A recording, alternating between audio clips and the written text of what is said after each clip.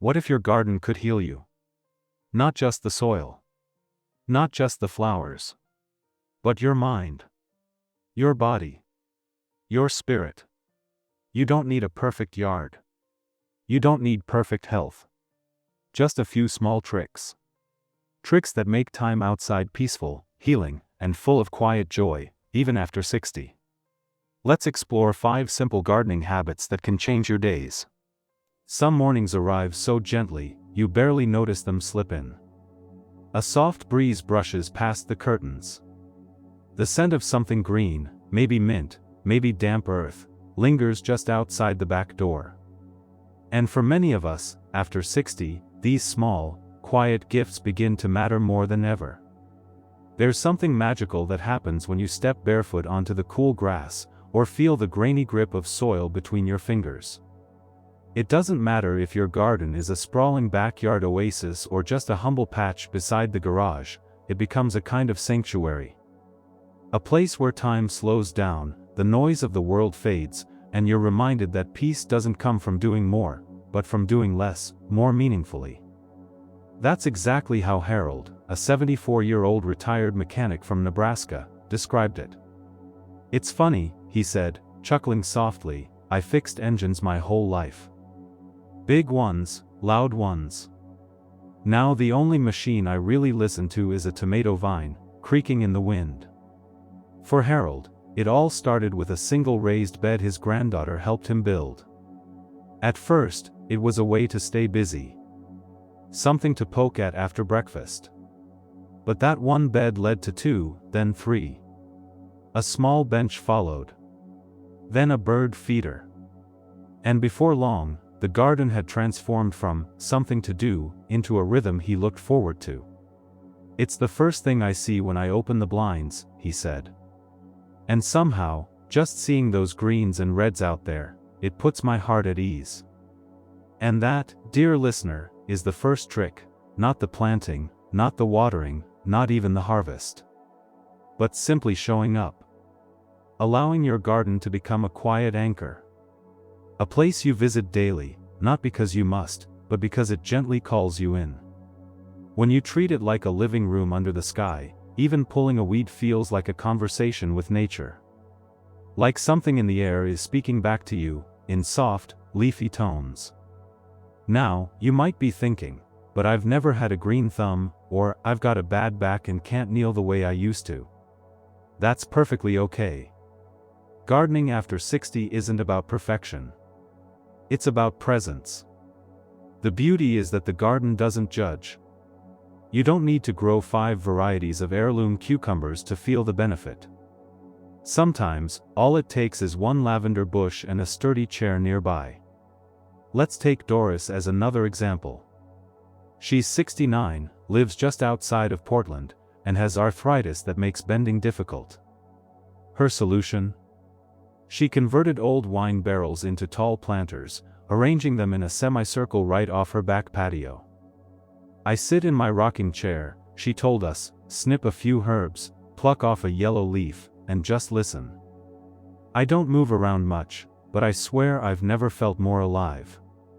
There's wisdom in that, designing your garden for peace rather than productivity. Raised beds, vertical trellises, waist-high containers, even hanging baskets can all be adapted to meet your body where it is today, not 20 years ago. You're not competing with the neighbors anymore. You're cultivating your own pace, your own joy. Another subtle trick that sneaks its way in? The way a garden pulls you into the natural rhythms of the day. You start noticing things you never had time for before. The different quality of morning sun versus evening light.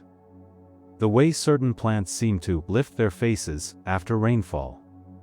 You begin to plan your meals around what's blooming. You water with care, not rush. And that rhythm, so gentle, so grounded, starts to seep into your entire life. You may find yourself sleeping better, worrying less, smiling when you hear the birds, instead of tuning them out. It's not a coincidence. Studies have shown that daily exposure to greenery reduces cortisol levels, your stress hormone, and boosts mood. But more than the science, there's a kind of soft knowing you gain when you garden regularly. A patient trust that everything blooms in its time, even us. And here's something unexpected: the garden begins to greet you back.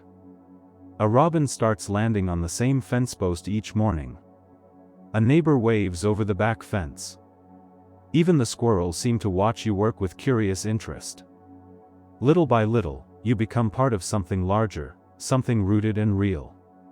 So if it's been years since you picked up a trowel, or you've never dared try, consider this your gentle invitation.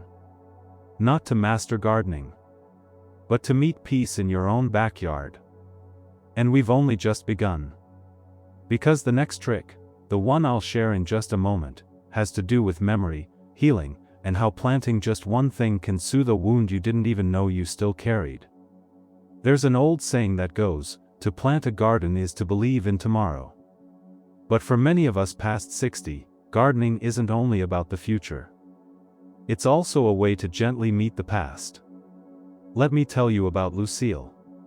She's 77 now and lives in the same house where she and her late husband, Jerry, raised 3 kids.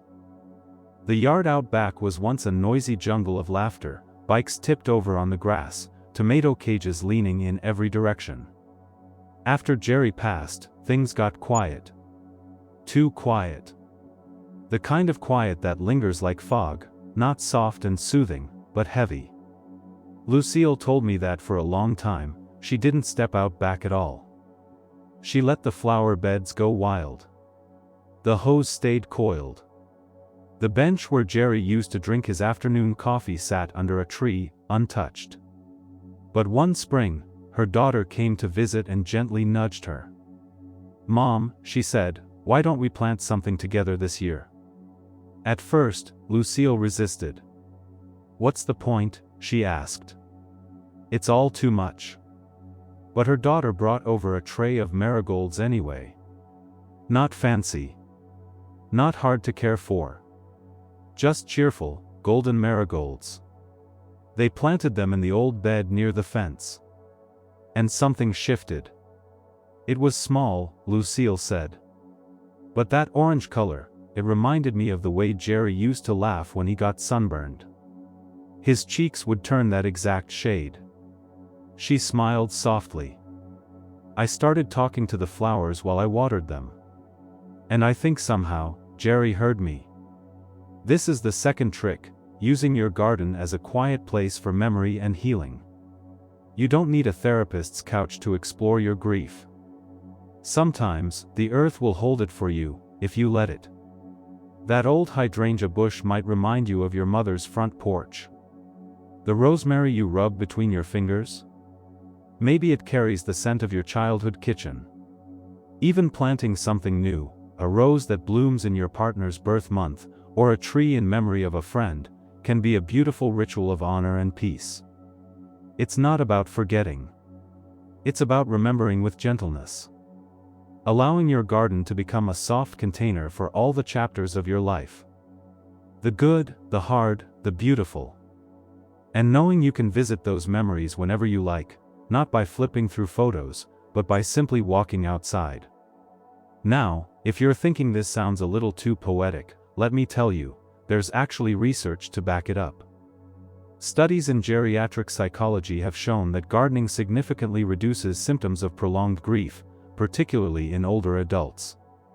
The physical activity, combined with sensory engagement and emotional reflection, creates a powerful therapeutic cycle. In other words, digging, planting, and tending aren't just chores, they're medicine for the soul. And the beauty of it is, you don't need much. Just one pot. One spot. One memory you want to hold on to a little differently. Earl, a widower from Michigan, keeps a single rosebush in a large container on his patio. He calls it Annie's Rose, after his wife. I don't prune it perfectly, he says, and sometimes I forget to water it. But it's still here. Just like she is, in a way. Still part of this space. You see, it's not about being a master gardener. It's about creating a space where your heart can breathe. Some people keep a small notebook nearby, garden journal, they jot thoughts into while sitting under the shade. Others add personal touches, wind chimes, old garden tools passed down from a parent, stepping stones with grandchildren's names etched in. These aren't decorations. They're living reminders that the garden is yours, shaped by your hands, your memories, and your pace. And here's the curious thing, when you start doing this, even if you don't say a word to anyone, people notice. Friends drop by and linger a little longer on the patio. Grandkids pluck a cherry tomato and ask questions. "Did you plant this?" they'll ask. And suddenly, what was once a silent backyard becomes a shared story. That's when peace deepens, not just the kind you feel inside, but the kind that spreads, quietly, like dappled sunlight across the lawn. Coming up next, I'll share the third trick. It's simple, often overlooked, but might just be the most powerful way to turn your garden into a sanctuary that helps your body, not just your mind. There's a quiet strength that comes from doing something with your hands each day. And nowhere is that strength more evident than in a garden. You may not notice it at first, but your body does. That brings us to a third gentle trick, letting the garden be your movement coach. Not a drill sergeant. Not a step counter. But a soft, ever-patient guide that keeps you moving without ever feeling like exercise. It might surprise you to know that gardening, especially when done mindfully, is one of the most effective low-impact activities for older adults. It involves stretching, squatting, light lifting, balance, grip strength, and even coordination. All the elements we tend to lose first if we sit too long, or if our days become too still. Take Roy, for example. He's 72 and swears he hasn't stepped into a gym in over a decade.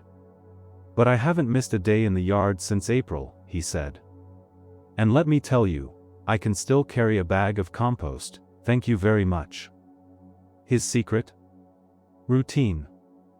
Not the kind that demands discipline, but the kind that grows naturally when your garden becomes part of your day.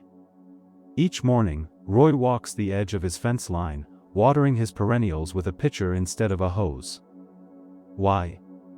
Because walking back and forth fills my lungs, and lifting that jug reminds my arms I've still got them. It's not about intensity. It's about intention. You don't need to do deep lunges or climb stairs to keep your joints healthy. Just bending slightly to prune a stem. Reaching to tie a vine. Balancing while raking a patch of leaves. These are real movements that improve circulation, protect bone density, and keep stiffness at bay. And more importantly, they keep your confidence alive. There's something empowering about being able to reach, lift, move, and create. Especially when so many messages about aging tell us to slow down, sit down, or step aside. But the garden doesn't care about numbers. It welcomes you just as you are, and then gently invites you to stretch just a little more. Even the soil, in its own quiet way, gives us feedback. Have you ever noticed how pulling out a stubborn weed can make your legs tremble? Or how digging with a trowel works muscles you forgot you had? That's not weakness, it's awareness. And the more you garden, the more your body thanks you, not always with fanfare, but with fewer aches, steadier steps, and longer breaths. In fact, a recent study published in the Journal of Aging and Physical Activity found that seniors who garden for just 30 minutes a day report better balance, improved grip strength, and lower fall risk than those who don't. Even participants who only tended small container plants saw significant results over a few months. And if you've ever struggled with stiffness in the morning or that creaky knee feeling, you might be amazed how 10 minutes of deadheading or watering can act like a warm-up for the whole body. No need for mats or trainers, just a pair of gloves and the willingness to walk outside. Of course, listen to your body. Use tools with long handles to avoid bending too far. Add a small kneeling bench if needed. And don't rush. The garden isn't going anywhere, and neither are you. Take it slow, like Barbara does. She's 81 and proudly grows a row of snap peas along a waist-high trellis her grandson built. "I used to hate mornings," she said, "but but now I look forward to checking my plants, one at a time. I stretch, I breathe, I feel the sun on my back. It's like the day doesn't really start until I've said good morning to my garden. That kind of movement is more than physical. It's emotional, too. It connects you to the present moment. It replaces the rush of errands and noise with something softer, something rooted. And it teaches you a deeper kind of strength, one that doesn't need to prove itself, only to persist. And when you add fresh air into the equation, along with natural vitamin D from sunlight, which supports bone health and immune function, you've got a powerful combination that no supplement can match. Just remember to wear a wide-brimmed hat, hydrate often, and keep a chair nearby when you need a break. Because the truth is, your body is not something to fight against as you age. It's a partner. And in the garden, you learn to move with it again, not against it. Up next, we'll explore how the garden becomes something even more powerful, a mirror for your purpose. A way to share your story, give to others, and grow a lasting kind of joy, one leaf at a time. Somewhere along the way, gardening stops being just a quiet hobby or a source of calm, it becomes something bigger. Something with meaning that outlives a single season. That's the final and perhaps most beautiful trick, letting your garden become part of your legacy. And no, that doesn't mean creating a perfect landscape worthy of a magazine cover. It means growing something that can be shared, with neighbors, friends, family, or even strangers who happen to pass by and smile at the sight of your blooming zinnias. Do you remember how it felt to be handed a warm tomato from someone's backyard? Or a tiny pot of mint from a friend? That little gift stays with you. It's not just the flavor, it's the feeling. The thoughtfulness. The connection. Gardening has a quiet way of drawing us together. It reminds us that giving something living is one of the kindest acts a person can offer. Just ask Glenn, 75, who started growing cucumbers and basil at the far edge of his fence line. At first, it was simply because the soil there stayed moist. But then his next-door neighbor, a widower named Frank, began to chat with him over the fence. One day Glenn clipped off a few cucumbers and handed them over. The next week, Frank returned the gesture with a jar of homemade pickles. Now every Sunday morning, the two men sit in lawn chairs between their yards, sipping iced tea, trading stories, and quietly watching their plants grow. Sometimes, it's the smallest roots that bind us the most. Even if you live alone, your garden doesn't have to be lonely. You can grow for your community, leaving extra herbs in a basket by your mailbox with a note that says, "Take one." You can plant something special for a grandchild to visit, like a sunflower that shoots up taller than both of you by July. Or you can invite a neighbor's child to help plant strawberries and watch their eyes light up when the first red one appears. You don't need to say much. The garden speaks for you. And in a world that often rushes past seniors without stopping to ask, "What matters to you?" this quiet act of cultivation becomes your answer. It says, "This mattered. I mattered. And I'm still here, offering beauty, nourishment, and life." One of the simplest ways to leave that imprint is to label a few of your favorite plants with little wooden tags. Not just the names, but the stories. Planted after my retirement. Blooms every year since my 65th birthday. My sister's favorite. Over time, your garden becomes a living autobiography, written not in ink, but in petals and leaves. That's what happened to Alma, who's 80 now and lives in a small home surrounded by raised beds. Her granddaughter once asked her, "Grandma, what's your favorite flower?" Alma paused and smiled. "All of them," she said. "Because each one reminds me of someone I've loved." She keeps a spiral-bound notebook in the shed with pressed flowers and short notes beside them. Her hope? That one day, her great-grandchildren will read those pages, plant the same seeds, and feel just a little closer to her, even long after she's gone. And maybe that's what peace really is, not the absence of noise or stress, but the quiet joy of continuing to grow. Of knowing you can still give something back, even if it's as small as a sprig of rosemary or the laughter of a visiting hummingbird. So, as you listen to this, maybe glance out your own window. What could you plant, not just for yourself, but for the ones who'll stand there years from now, admiring your work? Maybe it's time. Maybe it starts today. If this message resonated with you, if you found comfort, hope, or even just a smile, feel free to share your thoughts in the comments below. Tell us about your garden, your memories, or what you hope to grow next. We love hearing your stories, and so do others in this wonderful community. And if you haven't already, consider subscribing. Not just to keep up with new videos, but to stay connected to a circle of voices that understands the beauty of aging, and the peace that comes when we do it with intention. Before we go, just one small note. If you hear a word that sounds a little funny now and then, think of it like your favorite uncle telling a story. He might mix up a name, but the heart's still there. If something made you smile or pause, let us know in the comments. We love hearing from you. Your feedback helps keep these stories smooth, like a cup of tea on the porch. Until next time, may your days be gentle, your hands be dirty, and your heart be full. Keep growing, inside and out.